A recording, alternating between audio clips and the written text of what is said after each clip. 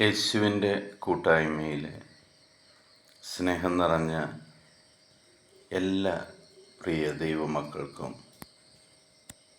ദൈവാനുഗ്രഹം നിറഞ്ഞ ഒരു നല്ല ദിവസം ആശംസിക്കുന്നു. ഇന്ന് നമ്മൾ ശ്രവിക്കുന്ന തിരുവചന ഭാഗം പ്രഭാഷകൻ്റെ പുസ്തകം 29-ാം അധ്യായം 22-ാം തിരുവചനം.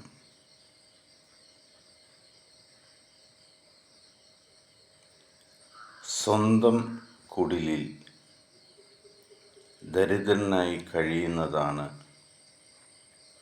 അന്യൻ്റെ ഭവനത്തിൽ സമൃദ്ധമായ ഭക്ഷണം ആസ്വദിക്കുന്നതിനേക്കാൾ നല്ലത്.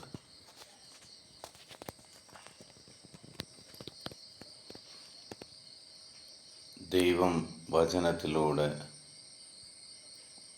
നമ്മുടെ ഭൂമിയിലെ അവസ്ഥ എന്തായിരുന്നാലും മറ്റൊരാളുടെ മുന്നിൽ യാചിക്കാൻ ചെല്ലണ്ട എന്ന് വളരെ വ്യക്തമായിട്ട് നമ്മളോട് പറഞ്ഞു തരികയാണ്. നിനക്ക് ഭക്ഷിക്കാനും പാനം ചെയ്യുവാനും ഒന്നുമില്ലാതെ ദരിദ്രനായിട്ട് ആണ് നിന്റെ കുടിലിൽ കഴിയുന്നതെങ്കിൽ ആ ദാരിദ്ര്യം ലോകം അറിയാത്ത രീതിയിൽ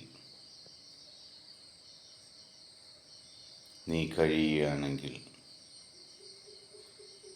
ദൈവാനുഗ്രഹം നിന്നെ തേടിയെത്തും. എന്നാൽ താൻ ദരിദ്രനായതുകൊണ്ട് മറ്റു വീടുകളിൽ ചെന്നാൽ സമൃദ്ധമായ ഭക്ഷണം കഴിക്കാമെന്ന് വിചാരിച്ച്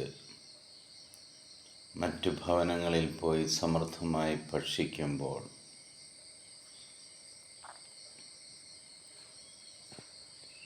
നിന്നെ അവർ ചൂഷണം ചെയ്യും എന്ന് ഓർക്കുക.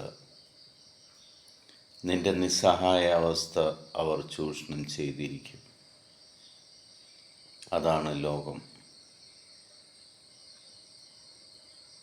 എന്നാൽ നീ ആയിരിക്കുന്നിടത്ത് നിന്റെ അവസ്ഥ എത്ര മോശമായിരുന്നാലും നീ കഴിഞ്ഞുകൂടിയാൽ ദൈവം നിന്നെ സഹായിക്കുക തന്നെ ചെയ്യും. നമ്മുടെ കയ്യിൽ എന്തുണ്ടോ അത് കൊണ്ട് തൃപ്തിപ്പെടുവാൻ നമ്മൾ പഠിക്കണം. അതിൽ സംതൃപ്തി നേടിയാൽ അതിനെ ഓർത്ത് ദൈവത്തെ സ്തുതിച്ചാൽ സ്വർഗം തുറന്ന് നിനക്ക് വേണ്ടതെല്ലാം തരും.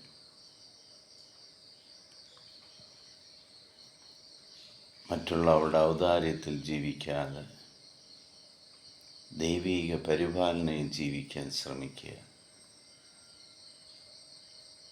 ദൈവം നിങ്ങളെയും നിങ്ങളുടെ മക്കളെയും സമൃദ്ധമായിട്ട് അനുഗ്രഹിക്കും. പിതാവായ ദൈവത്തിൻ്റെയും പുത്രനായ യേശുക്രിസ്തുവിൻ്റെയും പരിശുദ്ധാത്മാവിൻ്റെയും കൃപയും അനുഗ്രഹവും സമാധാനവും എപ്പോഴും നിങ്ങളുടെ കൂടെ ഉണ്ടായിരിക്കട്ടെ. ഇന്നത്തെ ദിവസം അനുഗ്രഹത്തിൻ്റെ ദിവസമായി മാറട്ടെ.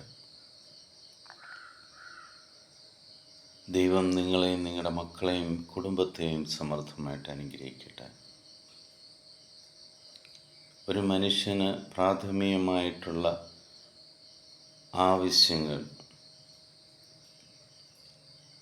ഇല്ലാതിരുന്നാൽ പോലും അവനെ ദൈവം കൈവിടുകയില്ല. ആ ജീവനുള്ള ദൈവത്തെയാണ് നമ്മൾ ആരാധിക്കുന്നത്. ഈ നിമിഷം നമുക്ക് ലോകത്തിലെ 830 കോടിയിലധികം വരുന്ന എല്ലാ മക്കളെയും ദൈവത്തിൻ്റെ ബലിപീഠത്തിലേക്ക് സമർപ്പിക്കാം. ആ മക്കളെയും ലോകത്തെയും നമുക്ക് ദൈവത്തിൻ്റെ തിരുഹൃദയത്തിലേക്ക് സമർപ്പിക്കാം.